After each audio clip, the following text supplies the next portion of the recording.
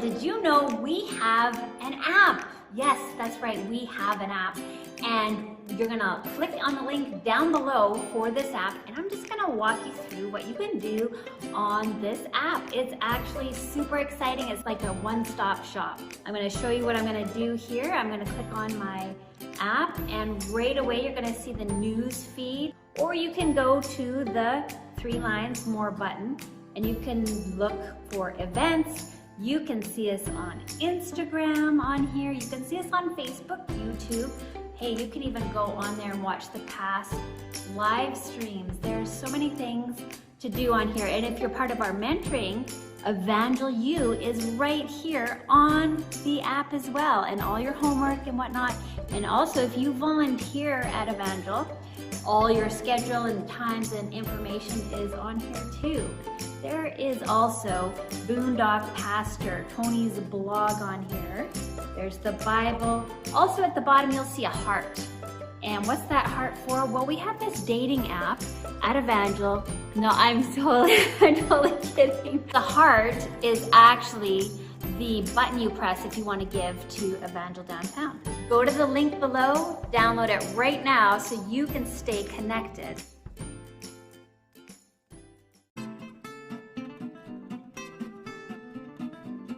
Hi, my name is Seth. Today I'm going to tell you a quick story and why it's important.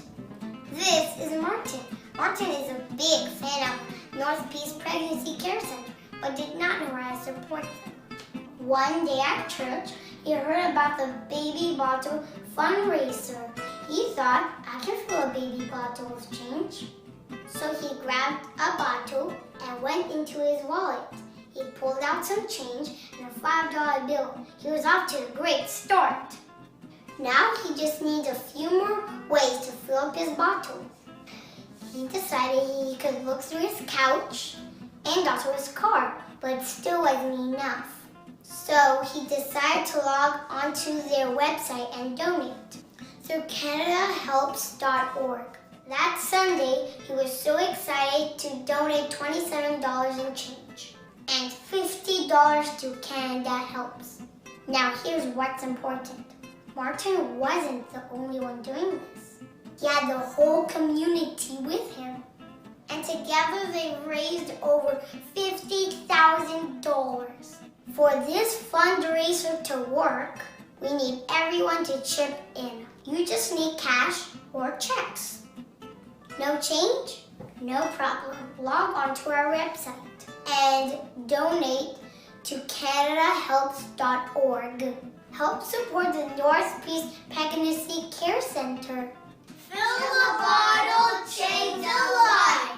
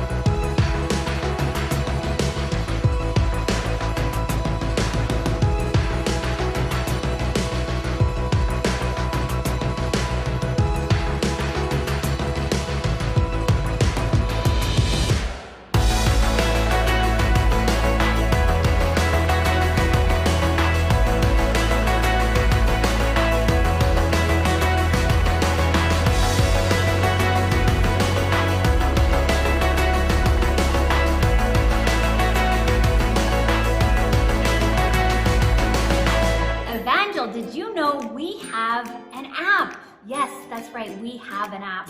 And you're gonna click on the link down below for this app, and I'm just gonna walk you through what you can do on this app. It's actually super exciting. It's like a one-stop shop. I'm gonna show you what I'm gonna do here. I'm gonna click on my app, and right away you're gonna see the news feed, or you can go to the 3 lines more button, and you can look for events. You can see us on Instagram on here. You can see us on Facebook, YouTube. Hey, you can even go on there and watch the past live streams. There's so many things to do on here. And if you're part of our mentoring, Evangel U is right here on the app as well, and all your homework and whatnot. And also, if you volunteer at Evangel, all your schedule and times and information is on here too. There is also Boondock Pastor, Tony's blog on here. There's the Bible. Also at the bottom you'll see a heart. And what's that heart for? Well, we have this dating app at Evangel.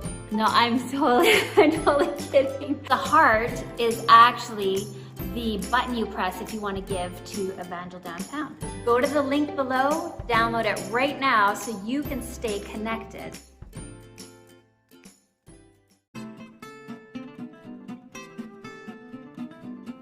Hi, my name is Seth. Today I'm going to tell you a quick story and why it's important. This is Martin. Martin is a big fan of North Peace Pregnancy Care Center, but did not know how to support them. One day at church, he heard about the baby bottle fundraiser. He thought, I can fill a baby bottle with change. So he grabbed a bottle and went into his wallet. He pulled out some change and a $5 bill. He was off to a great start. Now he just needs a few more ways to fill up his bottle. He decided he could look through his couch and also his car, but it still wasn't enough. So he decided to log onto their website and donate through CanadaHelps.org. That Sunday, he was so excited to donate $27 in change and $50 to Canada Helps. Now here's what's important. Martin wasn't the only one doing this. He had the whole community with him. And together they raised over $50,000. For this fundraiser to work, we need everyone to chip in. You just need cash or checks. No change? No problem. Log on to our website and donate to CanadaHelps.org. Help support the North Peace Pregnancy Care Center. Fill a bottle, change a life.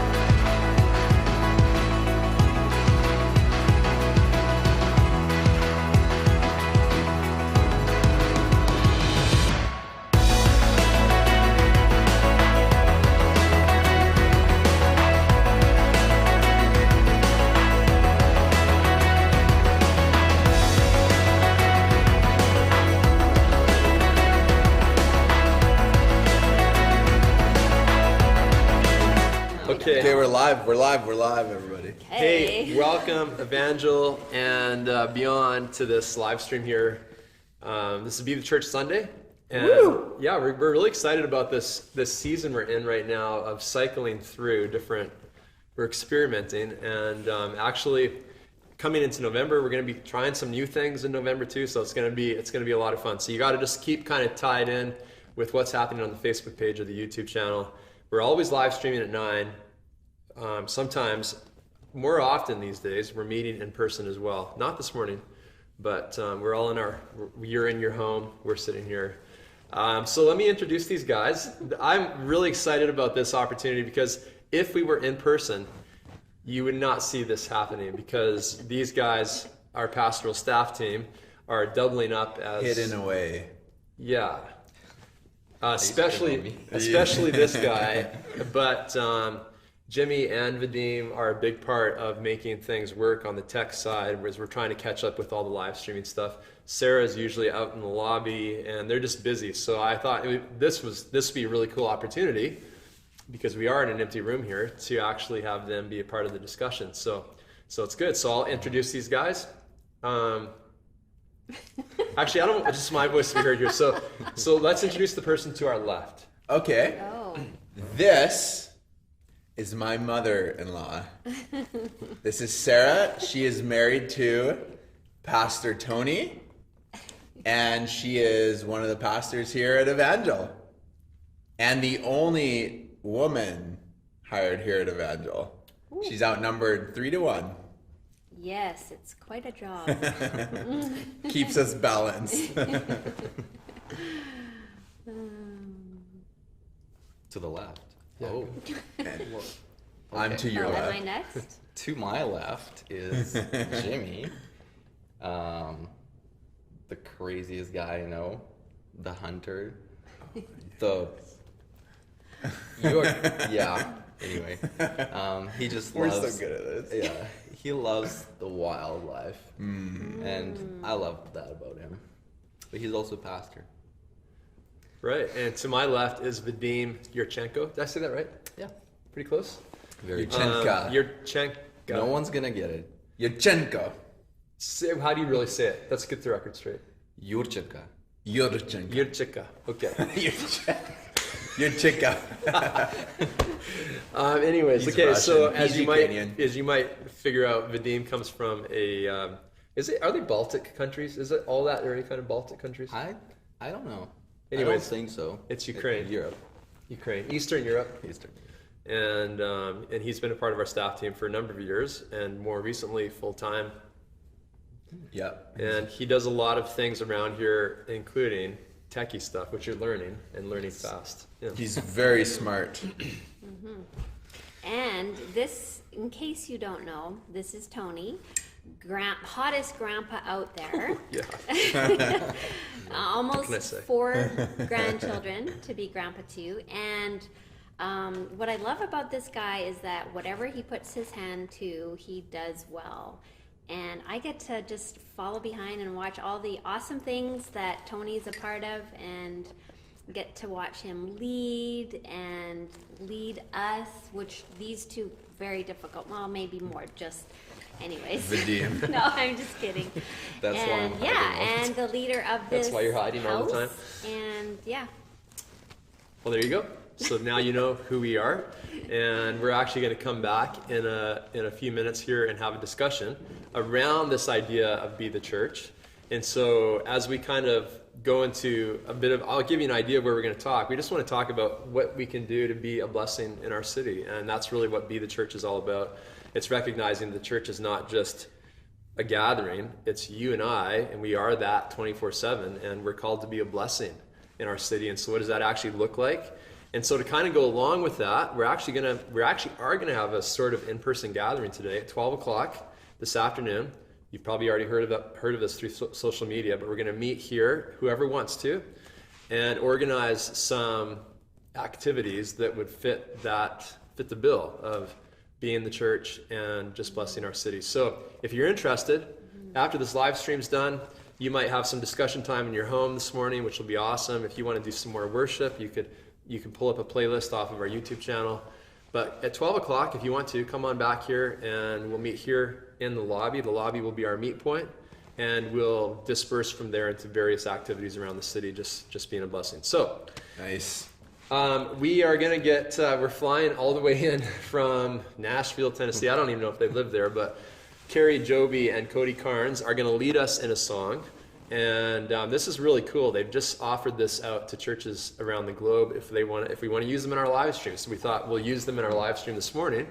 And they're going to sing a song that you know and that we know well. It's called The Blessing. Mm-hmm. And I think as they lead us in this song, I want to really encourage you to think of it as a blessing that we can just speak over our families, our homes, our church, but most especially today, our city. So we're gonna go ahead and turn it over to them. They're gonna lead us in this song, and then we'll be back in a few minutes.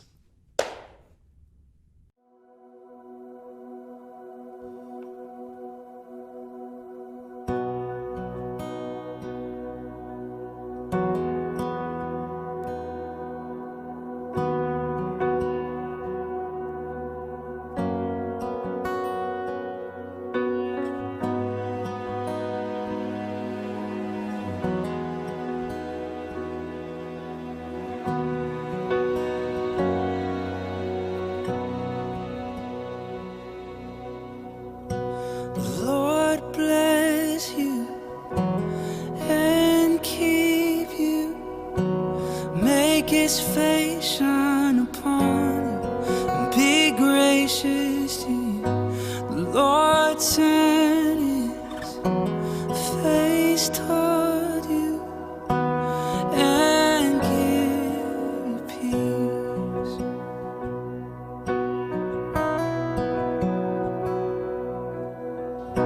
The Lord bless you and keep you.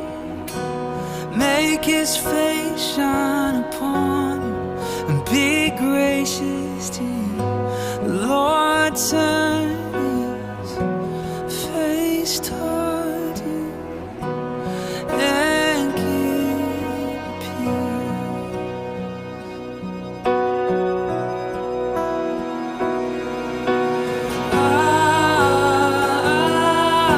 Amen.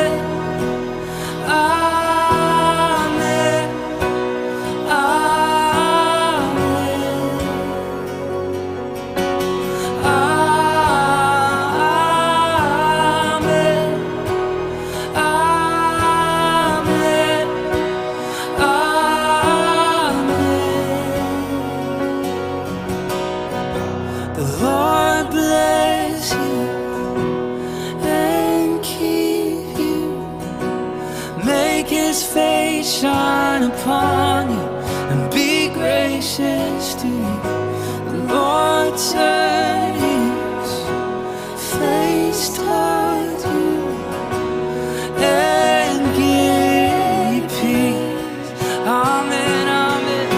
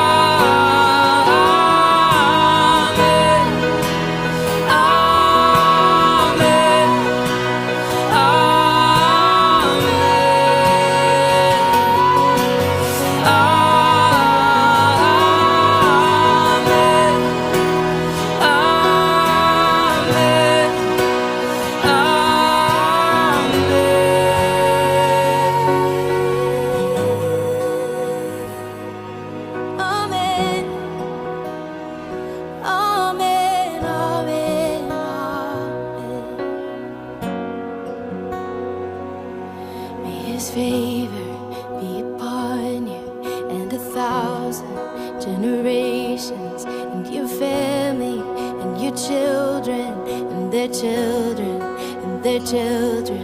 May his favor be upon you and 1,000 generations, and your family and your children and their children and and their children. May his favor be upon you and 1,000 generations, and your family, and your children, and their children, and their children. May his favor be upon you and 1,000 generations, and your family, and your children, and their children, and their children. May his presence go before you and behind you and beside you, all around you and within you.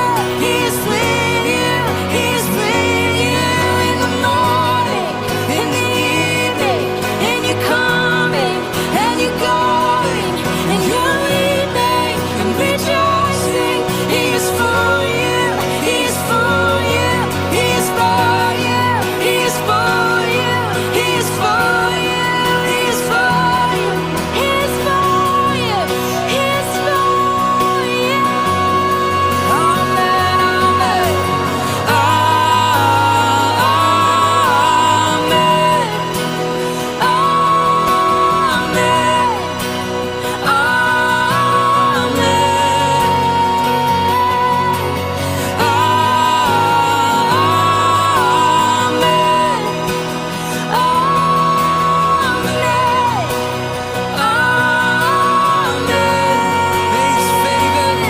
May his favor be upon you and 1,000 generations, and your family, and your children, and their children, and their children. May his presence go before you and behind you and beside you, all around you and within you.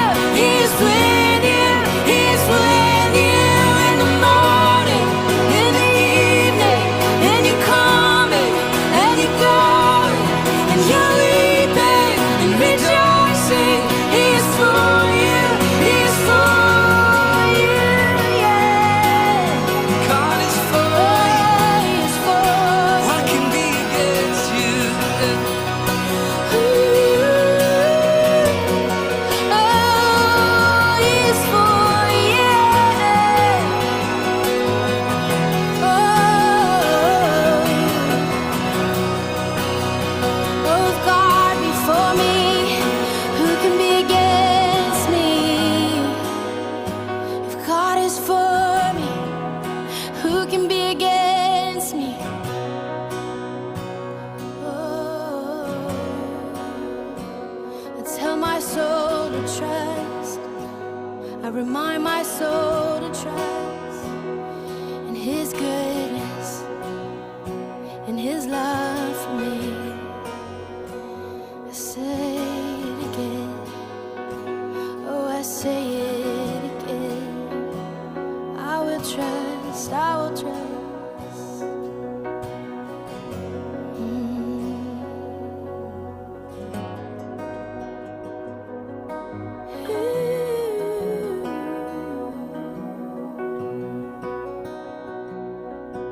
Come on, every voice today, let's just sing amen again.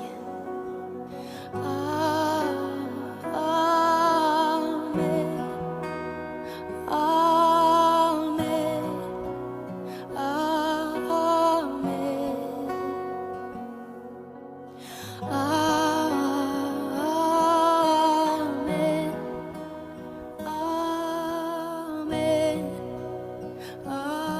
Amen.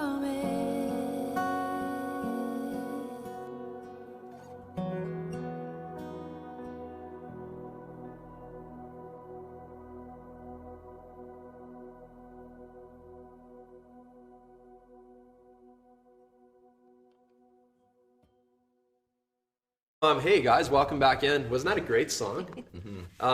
Carrie and Cody, man, they're just some of the best when it comes to worship leading in our country, and they're leading the way. Lots of good stuff that you can see on YouTube channels, but we love the connection that they have with this churches like Bethel and Elevation, and they're kind of in the middle of all that, but there's a real anointing in worship that you can definitely sense, I think, in songs like that, and that we really hope and pray, hope it comes off on our own house. too. Okay, so just a couple quick announcements, and then we're going to get into discussion. We're not going to be long here, probably about 30 minutes. And let's talk about what's happening next week. Super Sunday. Woo! Everybody turn to your neighbor and say, Super Sunday. Turn to your spouse and your kids, high five them, and ask them the question, are you going to be at Evangel on Super Sunday, which is November 1st, next Sunday. So we actually have 2 services, 9 o'clock. The 9 o'clock is live. You can see it live too. And we have an 11. But remember, you have to pre-register. There's a max amount of people that we have, but we might have overflow rooms as well. So make sure you go onto our app. You need to get our app, everybody. Oh yeah. Go get Evangel's app. Preach it. If you actually go to our YouTube, there's a video that Mom does on there about the app, where you can download it, all the information. Go onto our app and you can register for the Super Sunday. It's gonna be good. And we're actually gonna do some kid things. Maybe a kid song. Maybe a little show from Bruce the Moose. Don't want to scare anyone, Salo.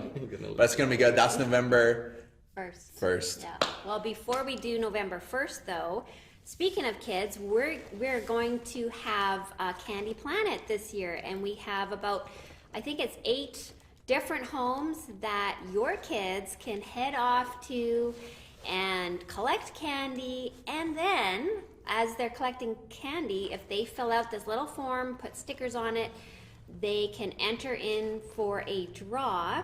We've got several prizes, like I saw bikes, I saw this remote control thing, a skateboard, I think, even back there. So then your kids can enter into the draw if you hit up all these 8 homes, and they're people from Evangel, so you're going to recognize them, and it's going to be a good time. And by way of reminder, an amazing ministry in our community, North Peace Pregnancy Care Center, Pregnancy Care Center, they are having their annual bottle baby drive, which basically means they are a nonprofit and they function completely on your donations. And a great way to participate is to pick up a baby bottle, which is an actual baby bottle that you can fill with change, fill with checks, bills. I think we should step it up a little bit. Get away from change, go to bills.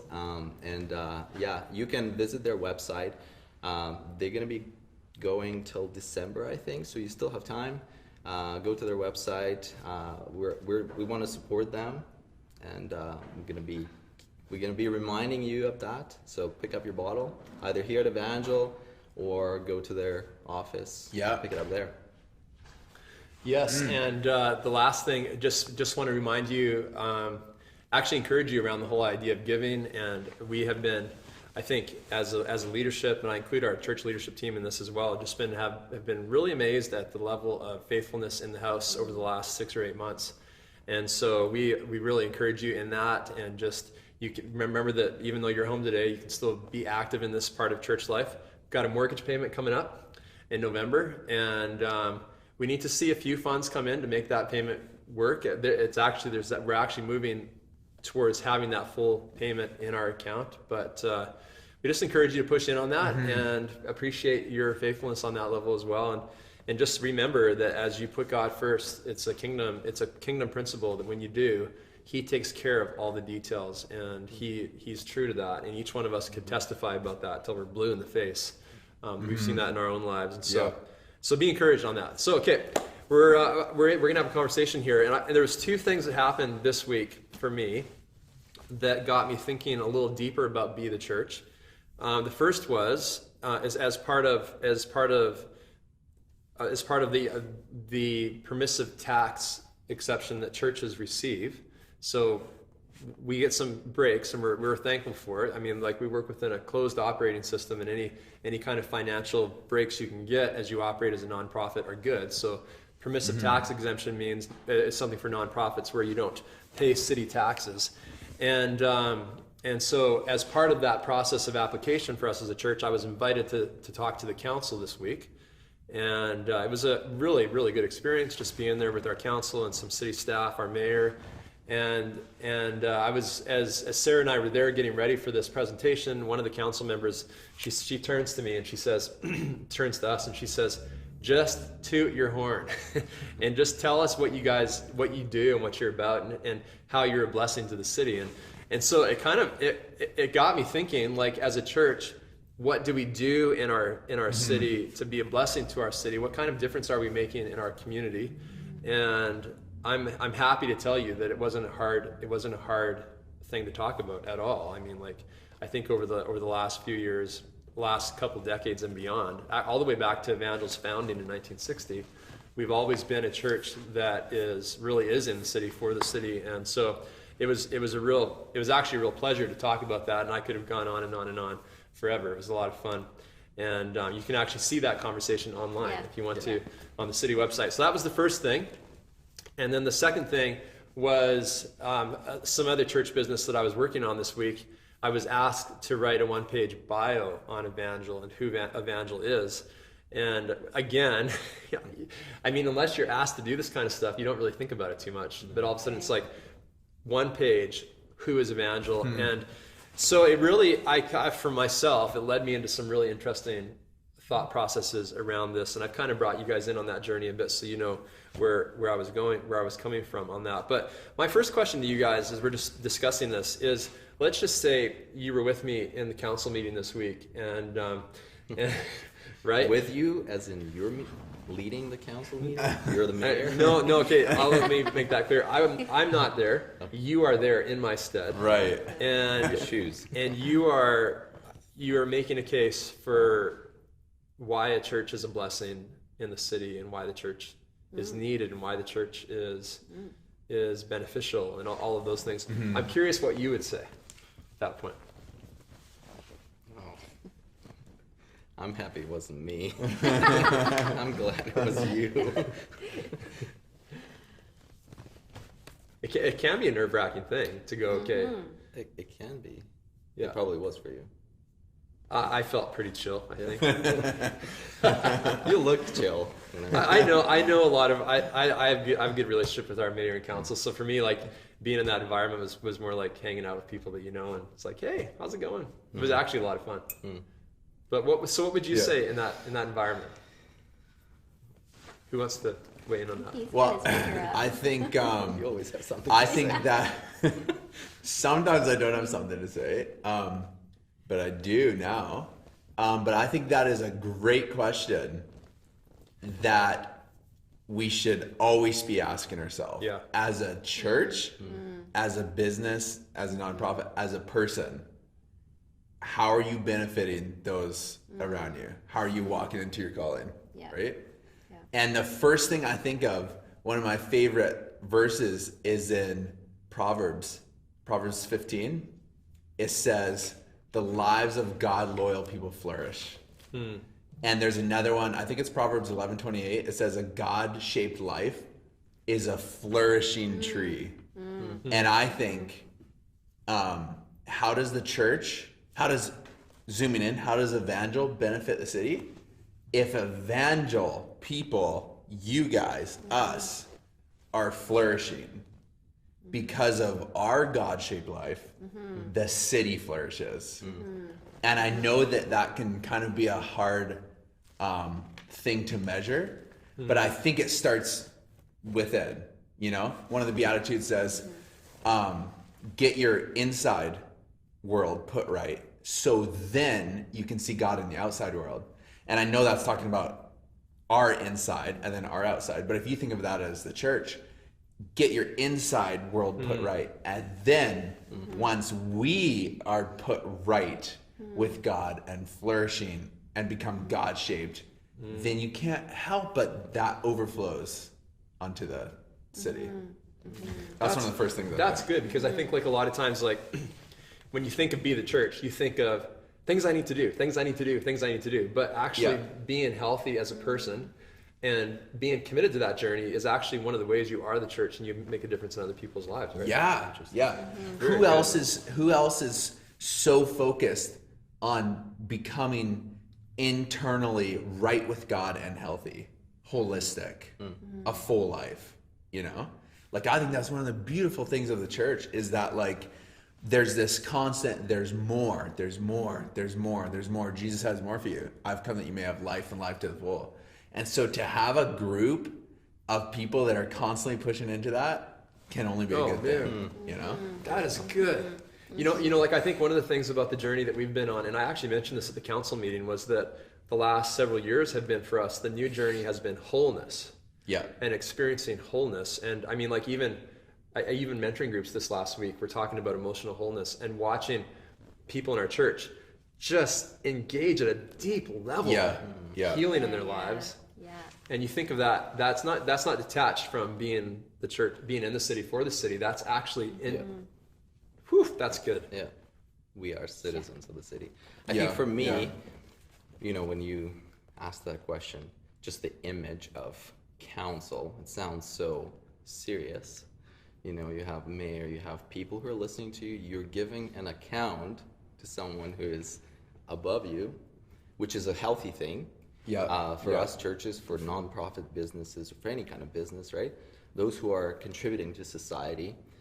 And I just started thinking, well, we're in the same kind of relationship with God. The Bible says we're going to give account for everything we do, everything we think, everything we say, every word. And it kind of puts this responsibility. You know, this is a healthy thing that we do that we give account for what we're doing, and all of us should be in that zone. But for me, what I would say, to answer your question, I think the way I see Evangel contributing to the prosperity of the city and the life of the city is that we're praying for them. For us, we're praying for the city. And I know it's hard to measure that again. You know, how do you see the benefits of that? But I think prayer is a very tangible thing, because yes, you're speaking to a God who you can't see, but all of a sudden when God starts answering, things start shifting. And it's very difficult to see, like, whether it's God doing something or it's, you know, the legislation that puts things into place.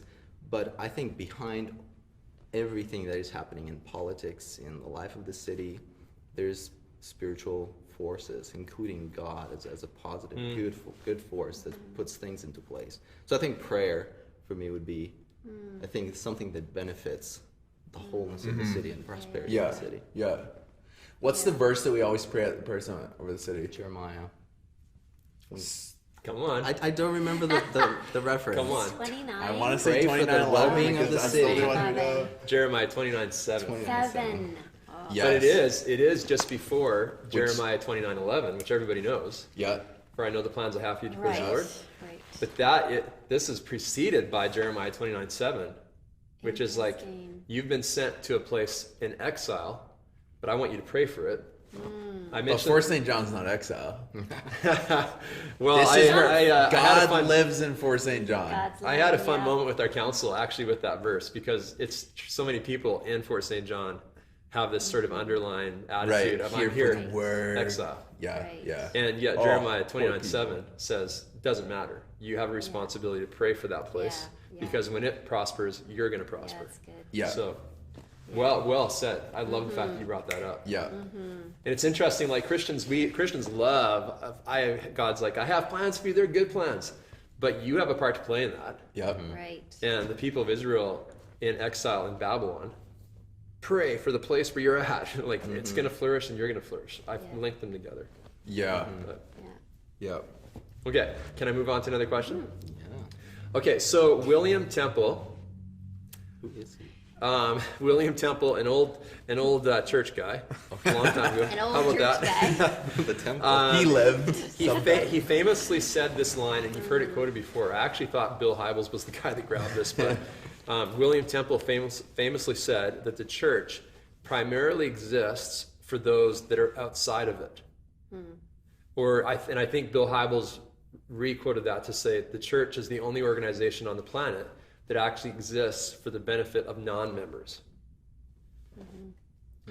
Interesting. So what do you say to that? And I guess one of the things I wouldn't mind doing is backing that up biblically. Like, how would you back that idea up biblically? Sarah? Sarah's got that Yes. look on her face like Okay, she, well, I have something to say. You know, I was just thinking of the early church, the Acts church. Here you've got 120 gathered in the upper room, and that was the church. And within one day, they were adding 3,000 people to their church. So you can see that in that biblical example, they weren't just there for themselves. They reached out to other people and were there.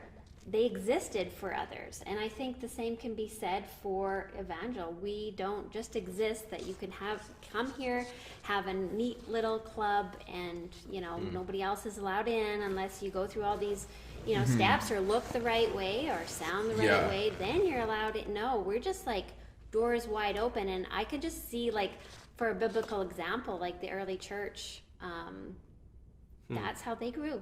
They opened their doors. They weren't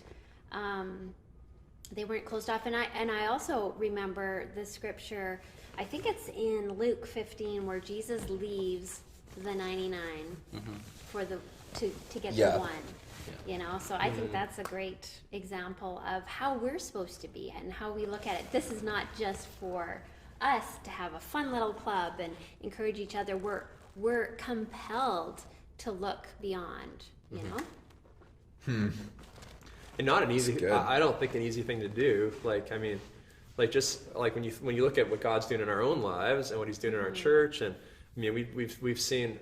There's weeks in the life of Evangel where it's just like all hands on deck just to deal with things that are going on in our own lives. It's a tough line to walk, isn't it? Because like, especially for us as leaders, we want to care for the 99. And I think for us as a church, whether you're a leader in the church or not, we all have a tendency to focus on that 99%, that internal kind of stuff. But there's this call to be about the one. I think there should be a balance in terms of, yes, God calls us out of the world for a reason, and I think the reason is to renew us, to reshape us, transform us so that we look different from the world. And He empowers us, I think, with the Spirit and gives us this mission. Now it's time to go back. I didn't call you, I didn't take you out of the world. I called you out, but now it's time to go back. And you're going, and your mission is to do what God's done to you, is to call them out, call the people out who hasn't experienced life, who haven't experienced transformation, renewal, and give them what you have. And I think if that kind of completes the picture. I think if you think of the church as something that is just confined to the walls, and I think the words of, is it William Temple? Can be they should be redefined and reinterpreted in the season that we live now, when we realize that the church is not the way it looked like. We can't confine it to four walls now, even now, especially now during COVID season, when we're dispersed, we're in exile in a way, and all of a sudden your image and picture of the church becomes transformed too, and you realize maybe God sent us out for a reason. Maybe He shows us the other side of the coin and tries to bring balance. And yes, I called you out, but I want you to go back and be the light, be the salt. Wonder if there's like freedom to kind of like, I'm almost here from what you're saying. Like there's a both and there's seasons of this and there's seasons of that, where it's okay to go, like, we're not doing Be the Church every Sunday, in the sense like we're not meeting anymore. Super Sunday, we're going to be back in here again, and then we'll do a House of Prayer Sunday, and then you're pushing back out to be an outside looking, week or a time or season in our church. But I think, like, when I look back at the life of Evangel, there was a lot of years where we were so focused on activities in the city that we probably neglected that part of pulling away and becoming whole and becoming healed. And I've talking to some of you guys and talking together as a leadership, I feel like the last 6 years have really been about becoming whole and healed. Yeah. And but at the same time, now there's this anticipation. I think coming back to what you said, Jimmy, about wholeness actually is a way to be more effective. Right. I have this anticipation in me of going, like, what does God have in store for our community, in our city? as we are walking in greater level of wholeness. Because I can tell you, man, over the last 6 years, that many of us have experienced great transformation in our lives, healing in our lives. Yeah. And so you couple that with picking up a rake and serving your neighbor, or doing an event like Party in the Park or Candy Planet. It kind of is exciting to think of the transformative power of doing those things from a whole perspective. Right. Man, you could tweet that. It'll be on our Facebook. Do we have Twitter? We do? No, we don't have. Are we not Twitter? We don't do Twitter. Okay. Oh, Get on that. Get on that. Nobody uses Twitter anymore. Let's talk about some really practical examples. Let's get really nuts and bolts about how we've seen this idea of being in the city for the city, how we've seen that flesh out. Because one of the things we want to do is, even though we're meeting it later on at 12 o'clock today, we're not expecting everybody in our house to gather, but we would love to encourage you to do something. Yeah. Like to do something on this Sunday. Take this Sunday. Jesus famously said this, just like William Temple. He said the Sabbath is for doing good, right? Remember that? And he got in all kinds of trouble with the religious people because of what he did, the actions he did on the Sunday, on the Sabbath. But he turns around and he's like, hey, this day is for doing good. So we want to encourage everybody in the house, do something good today. I don't care if that's, I don't know, rake somebody's, I mean, there's snow. Shovel somebody's leaves. We still need to rake our leaves, even though there's There we go. Yeah. Somebody can go to your okay, place. I sign up. Our backyard needs cleaning. We might be missing the point. Trampoline put away. Okay, think of others. But on a broader scale, I'm not just talking about random acts of kindness, but how have you seen this fleshed out? And maybe in your life, or just something you've noticed with somebody else. We're thinking. Wants to go. Hey, if you're thinking of something right now, and you're like, hey, those guys are pulling blanks, but I'm not pulling a blank. Right. Put it in the comments. Yeah. Yes. Just throw something in the comments. Yeah. I saw it, and I remember when we started getting Party in the Park off the ground, and our church would spend up to $50,000 on this one day event, just to see people smile, just to add party. to the community spirit. Like, and you know the story of us purchasing like 8 or 10 inflatables, industrial inflatables, just to enhance the community spirit, enhance people's lives, just to bring joy to people. So and then give it out free everything, free hot dogs, free prizes, free drinks. And just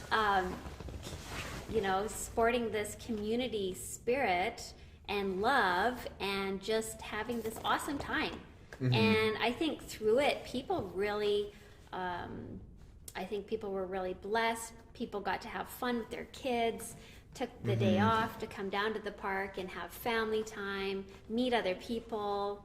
I think it was just a rich thing. Honestly, when we think about being kind and being the church, the quintessential item for us is probably Party in the Park, right? And at the meeting there at the council, that was one of the first things I said. We're the church that does Party in the Park. Have you heard of it? And heads nodding everywhere, right? It's like, yeah, we know Party in the Park, or Party in the Park, or Candy Planet, or whatever. What are some other ways that you guys have seen this? I mean, there's the big flashy things, but what have you seen? Any other things that have kind of subtle things that you've noticed, or not so subtle? Well, one of the things that, again, kind of going back, we all could go back. I'm trying to think of the ways that we can do it in this season. It's so different. Right. And especially my wife noticed, not so much me, but my wife noticed about our neighbors, because she had tons of conversations. She should probably talk about this, but we had conversations with her about that whenever she's outside, people are ready to talk, and they always talk. They're open. And from our perspective, it's, are we ready to stop and give time? And I know we're busy. I know we're running away. Some of us are shy, but I'm an introvert, so I don't like talking much. I like listening, and listening is a cool thing to do too. But just people are so ripe, or you know, Jesus says the harvest is ready. It's like, yes, people are ready. They are opening up. And when you just stand there and listen, to me it's like, I mean, is it an act of kindness? Maybe, but in a way it's just being there for people, which is, I think, this is the whole thing about Be the Church, right? We call it Be the Church. It's not just do the church. It's be who you are as a Christian, right? Be who you are as a whole person whom Jesus redeemed and transformed. And she can tell you, Mary can tell you, she had more conversations than I do. But just our neighbors opening up about their life stories and just the things that they're experiencing, and just being there and listening, it's so cool because it creates friendship. It allows you to, gives you a chance to, you know, pursue that friendship even further, to, you know, connect, invite them over on Sunday. And I think for me, I think what I value in this time is to invite people over to our house on Sunday morning as part of the church. Because it's like, when can we do that? When we're here on Sunday morning, you can't do that. I mean, you can invite people over here, but for some people it can be intimidating. It can be not personal. They don't feel connected. This is a different season, you know, and let's take advantage of that and invite people over to our house and explore those relationships that God is building through that. I think you can be part of something bigger. You can become part of someone else's transformation without even knowing about it. And all it takes is just a phone call or doorbell, and hey, do you want to come over for Sunday? Let's just have breakfast. And by the way, super good. My church is doing a live stream. Would you mind watching? We're watching it. But I mean, there's always hidden agenda, right? But we want good. We want good for people, right? It's not a hidden agenda now because this live stream is available for anybody to We're watch. open. But isn't what Jesus said? Sorry, just one more thought. Yeah, go right ahead. You know, if you're a light to the world, you're supposed to be up there, not under the bushel or under the bushel. You have to be in the scene in order to be able to shine, right? I think you hit on two things that are very, very practical. Like if we're talking about being the church, what that looks like, first of all, you have to make time. If you don't carve out a bit of time, and if you're going, I'm too busy for this stuff, you are on par with everybody else in the city. None of us have an extra 10% to give, right? Coming back to giving. Nobody has an extra 10% left over at the end of the month. And nobody has extra time just kicking around that can't be filled with something. So you literally have to go, I'm going to carve this out and I'm going to make time. And I think the promise of God is that, hey, you give me some of that time or some of that money or whatever, and I'm going to make the 90% or whatever go all the way. That was a brilliant little tie into giving, eh? Boom. Ooh. Every pastor feels very, very accomplished when they can squeeze that in. Sneaky. But the other thing is hospitality that you mentioned, and I think like a lot of times we're just like, how can this, I don't even know where to go with kindness or whatever. It's just called simply opening the doors of your home and inviting people in. So super practical. Okay. Yeah. So I wanted to kind of just finish with one more thought, and it comes out of Matthew chapter 5, verse 13, in that neighborhood. And I talked a little bit this week as I was giving that presentation about the fact that there's a metaphysical or a kind of an intangible thing about the church's value in a city, and I talked about salt. And so I think it does have to do with what we do, but it has a lot more to do with who we are, identity. Right. And Jesus said to his people, you are the salt of the earth. And so when you think of what salt does in a community, I think it was an old, it was a Left Behind series that kind of picked up, I know, I can't believe I'm talking about Left Behind series, but picked up on the idea of what would happen if the church was just completely gone from one day to the next. And the picture was one of chaos, and there was all kinds of crazy things. Crime went up through life just kind of like a dark cloud kind of came over the city kind of thing. And I think the church has that kind of value. I think it goes beyond activity. It goes into something that's into our identity that God has created us to be. Salt heals, restores. Salt enhances flavors. I think that's interesting. Like salt isn't really a flavor in itself, but it's intended to bring out all the God colors. I think that's how Eugene Peterson puts it. In the world around it, all the God flavors. And so, Sarah, can you just read that passage, and then I want you guys to talk about the other picture. Just we're going to close with this thought, is because you're the salt of the earth, but you're also the light of the world. And how does that look? And we may have a thought or two to share. But do you want to start by just reading that? Is it okay if I read from the Passion Translation? If you didn't hear Sarah, she said, "Is it okay if I read from the Passion Translation?" It is absolutely yes. Because we're old King James around here. Yes, we are normally Old King James. We like the Shakespearean Matthew English. 5:13 to just keep reading. Yeah, pick up on the salt and the light. Okay, or so more the light. Your lives are like salt among the people, but if you, like salt, become bland, how can your saltiness be restored? Flavorless salt is good for nothing and will be thrown out and trampled on by others. Your lives light up the world. Let others see your light from a distance. For how can you hide a city that stands on a hilltop? And who would light a lamp and then hide it in an obscure place? Instead, it's placed where everyone in the house can benefit from its light. So don't hide your light. Let it shine brightly before others so that the commendable things you do will shine as light upon them, and they will give their praise to your Father in heaven. I love that. That's such a good verse. Just sums up everything. Yeah. Final thoughts? Yeah. Yeah, so I'm definitely passionate about us being salty. When you think if salt loses its saltiness, think about when you water down salt, it's not going to be as salty. And we don't want to be a church that's watered down. We want to be, we want to add flavor. We want to add flavor and spice. Just last night we were having potatoes, and it was just like, add some salt just to add that flavor. And I definitely feel like the church is called to be that. The church is called to be a light. I love this verse in Proverbs 11:11. It says, "By the blessing of the upright, a city is exalted." Was that your same verse? Oh, okay. Say that again. By the blessing of the upright, a city is exalted. Wow, that's good. And I think we as believers are called to see the good, because that's what Jesus did. That's what Jesus did for us. Yeah. He saw us. And I think you hit on another thing that means being the church amidst all that stuff. But what are they for? Yeah. Yeah. Totally. What was the verse you read? Was that in Proverbs 11 too? 15. Proverbs 11:28, I think, was the okay, God-shaped yeah. tree.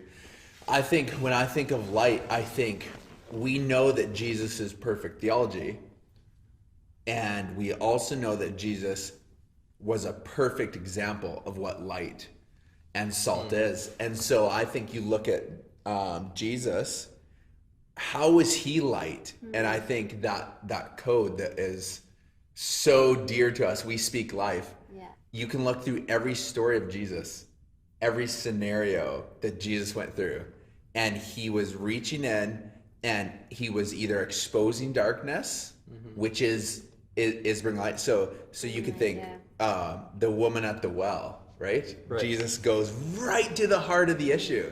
Yeah. And So and you beautiful. could look at that story as like, well, he's condemning her, but what's his ultimate goal? Hey, girl, you are not living the life that I've called you to live. There's so much more for you. Yeah, more. And he does. So that, our faces are all good and don't look tired. No wrinkles. We'll see if that worked today. Yeah, we're still learning. But in that video is just 4 steps of how to create great lighting for the video production. The guy said that you always rule 1, begin with darkness. And it sounded so weird to me at first, but then it started to make sense as he continued to explain, because he said you will see what light does only when you start in darkness. Crazy. And I mean, for us, you look at the world around you, it's dark. It's very dark, with all the social stuff, issues going on in spiritual world. But if you start there and then you look at the light and what Jesus as the light does, and what your life can do in those places, you start seeing the difference. Like you said, you start noticing the difference. So and for a Pharisee, like Nicodemus. You were talking about the woman at the well, but before that, Jesus meets with Nicodemus, and they have a whole conversation about what it means to know God, what it means to be a new person, new creation. And it seems like Nicodemus knows what Jesus is talking about, but he doesn't really. And it's interesting that within that conversation, Jesus ends by talking about light. And I'm going to read this little blurb from Jesus' speech. And he says to Nicodemus, who was, by the way, a political leader. It was a big party. We're not talking politics. Okay. No, we're not talking politics. I might get a little bit political here. But this is what Jesus said. But whoever lives by the truth comes into the light, so that it may be seen plainly that what they have done has been done in the sight of God. And I find this statement so profound, and just this phrase was highlighted to me: come to the light. Come to light, and I looked up in the dictionary actually the meaning of it, and it's a slang. It's not a slang, it's an idiom, and it means to make something known publicly.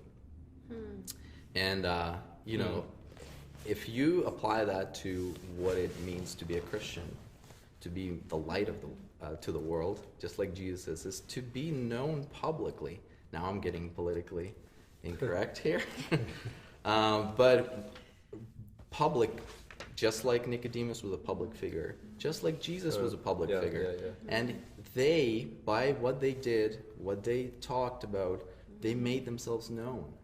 And obviously, if you're living in the darkness, you don't want people to see what you're doing, right? There's things in our lives that we don't want people to know about, because we know somehow that they're wrong. But when you do something right, when you come to light, when you become publicly known for who you are, when you stand for life, I think it changes everything. And I think that's that's at the heart of politics. If we're talking about politics, it's at the heart of politics. It's not about what you trying to accomplish. It's where your heart is. And I'm gonna stop there because that's a good. Really you were gonna say something? Yeah, I think tangibly, what does it look like us being light? One of my buddies was journaling in the morning.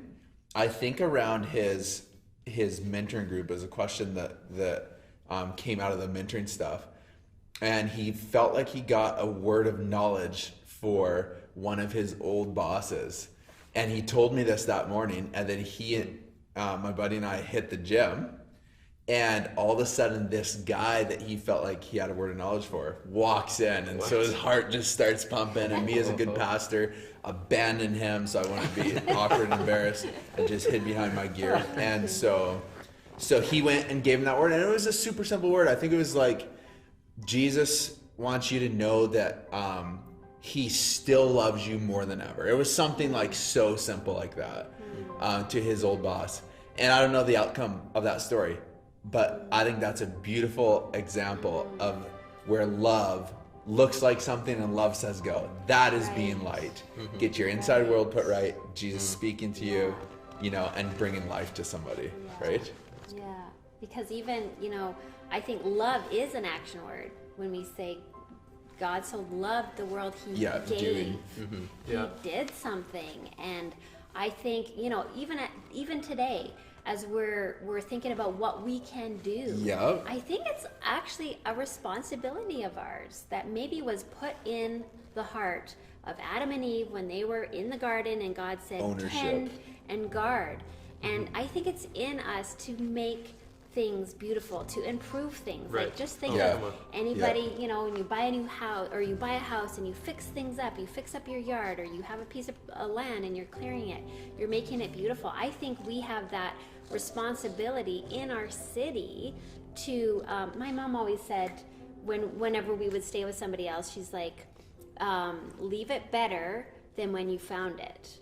And I think, man, if we adopted that for our city, our influence in the city, whether we're praying over the city, whether we're adding to the city, whether we're helping nonprofit groups, You know, Right. whatever it is, I think we need to leave this world, when we leave this world, leave it better than when we found it. Leave on better than when we Good found it. So word. what can we do on a practical level?